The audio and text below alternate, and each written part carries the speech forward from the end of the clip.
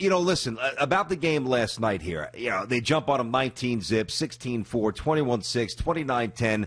It's my assertion here, Steve. They're not going to necessarily replicate that and just bury Gonzaga from the outset if they were to play him 10 times. But, I believe strongly, based on the matchup advantages, like what Baylor has that can offset what Gonzaga does so well, whether it's Timmy passing, whether it's Timmy getting to the rim for all those layups that he had a couple shoved back down his throat, whether it's the bullish, strong, tough guards that Baylor deploys that doesn't allow you to get comfortable, Gonzaga's guards, that was not a fluke. That was not by accident. Gonzaga, to me, is the inferior team among the two. You agree with that?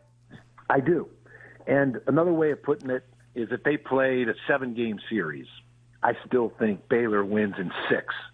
Let's just say they were, going up to Spokane to play at Gonzaga and then coming back down to Waco to play at Baylor. I think Baylor has quickness and skill, their speed.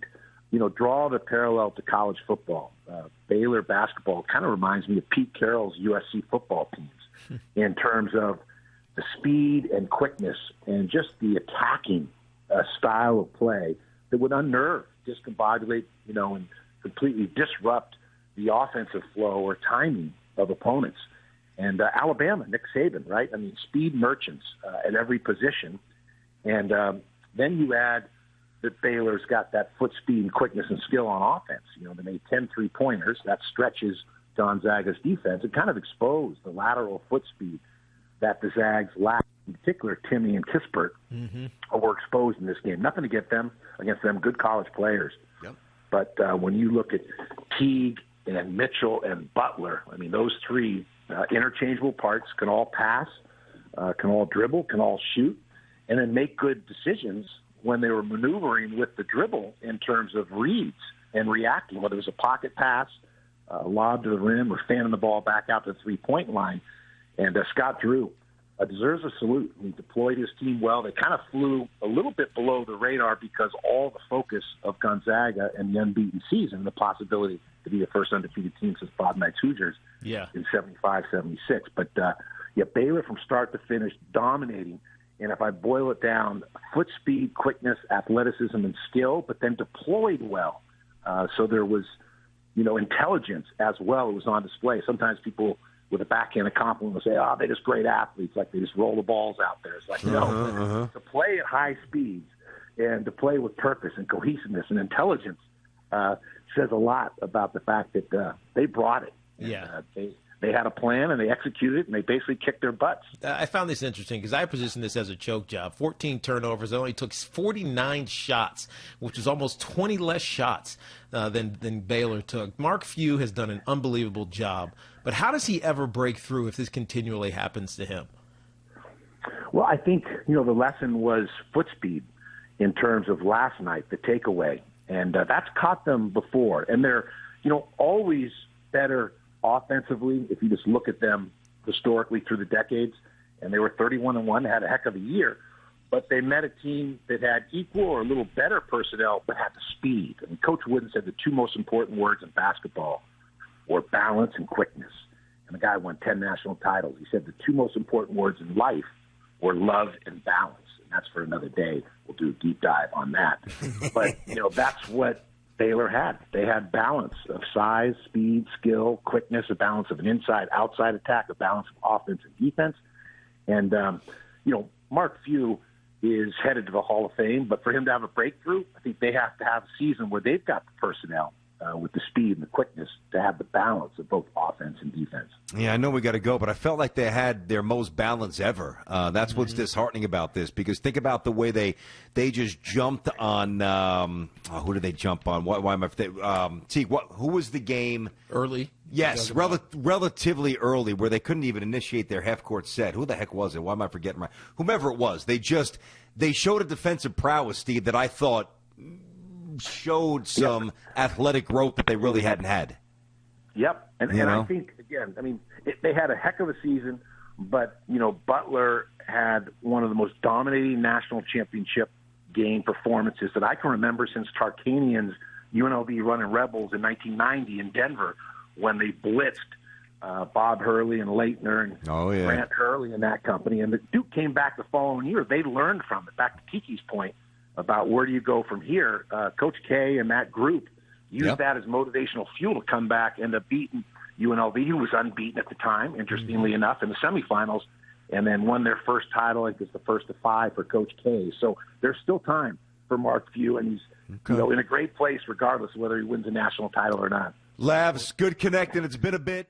I think they were outclassed and outcoached a little bit here, and they choked because when you play as well as Gonzaga did all season long, I mean, I think there was a streak for about maybe 15 or even more games where they were winning by double-digit points easily, and that double digits means like 18 to 20 something. Oh, they were waxing everybody in a lot of these games, and they coasted. But the conference isn't that good. Of course, it's not that good. But they were coasting, and so when you're that good, when you have the number one scoring offense in college basketball, when seemingly you can do anything, you run any play. It's like it felt like they could run any play, and it was going to be successful, and someone was going to come clean at the baseline or in the paint and have an easy layup, or they'd knock down a mid-range jumper, or even some three-pointers here and there. Right? It felt like everything they did was easy. And so when you have it that easy and then you get challenged on it, like UCLA challenged them, it snaps you into focus, right? But they still scored 3 points? Against 93 points in overtime. In overtime against UCLA? You're saying to yourself, all we got to do is score. All we got to do is score. Even if we get challenged, all we got to do is score. It's going to work itself out.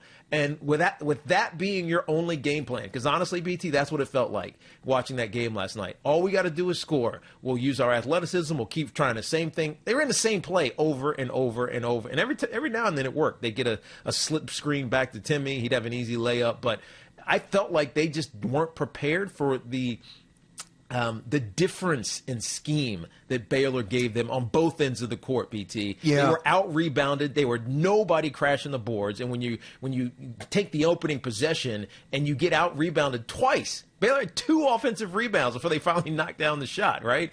It set the tone for the entire day. There was never an adjustment. There was never a let's box out this guy and bring someone in from the weak side to get the rebound. There was never anything. They kept trying the same thing over and over and over and over and over again, and that's why they ultimately lost this game. Teague, I don't think there was an adjustment to make unless they went in at halftime and ingested steroids, and it had an immediate impact. They were getting their brains beaten the rest of the way. That's why I don't look at this as a choke job. I don't look at this as well, granted, they certainly underperformed when you're 22 points, whatever is below your average. Something went awry.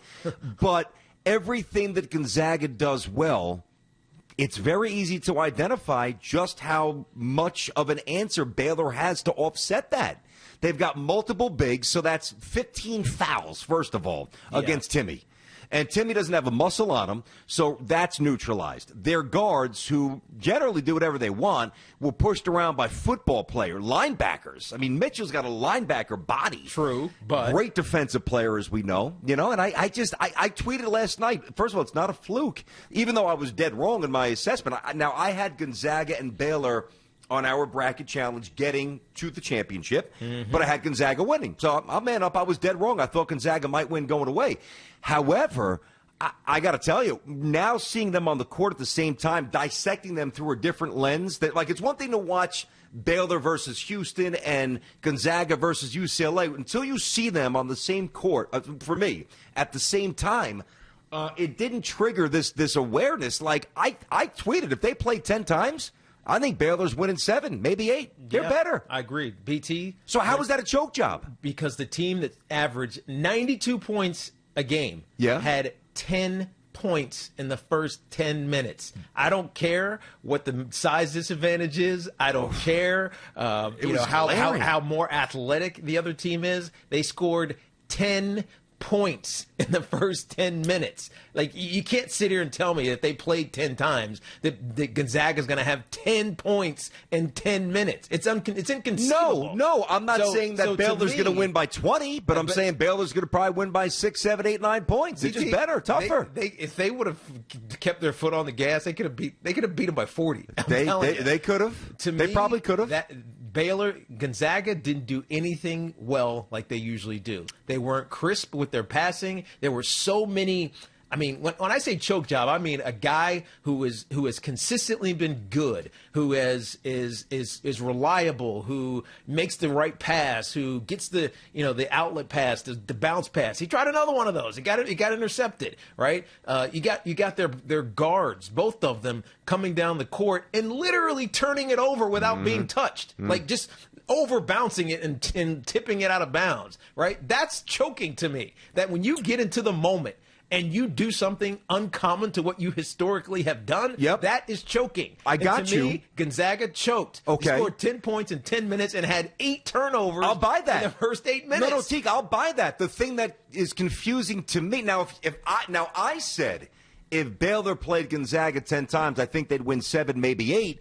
And you said I agree, and then you said that they choked. If you would have said I disagree, but you're admitting that Baylor's sizably better. Hold on 1 second, BT. The Baylor Bears destroyed Gonzaga, right? I know it was only 16. It could have been 30, right? And the reason it was that big of a disparity is because Gonzaga made mistake after mistake after mistake after mistake, which they don't do. That's a choke job. Now, on par, if Gonzaga plays like they played all season long, and they scored 90-something points. But Baylor won't let them. That's the point. Hold on. If they scored 90-something points, I'm just saying, if they shoot well, they knock down three-pointers, they pass the ball, get the extra pass, they corral the ball, they don't turn the ball over, and they score 90 points. I think Baylor scores 95. I think Baylor's better, so I can agree with you. Okay, but what I'm saying is that Gonzaga played like crap. It was probably the most disappointing part of the whole night for me, BT. Maybe the whole tournament, if you really think about it. Without a doubt, because I expected them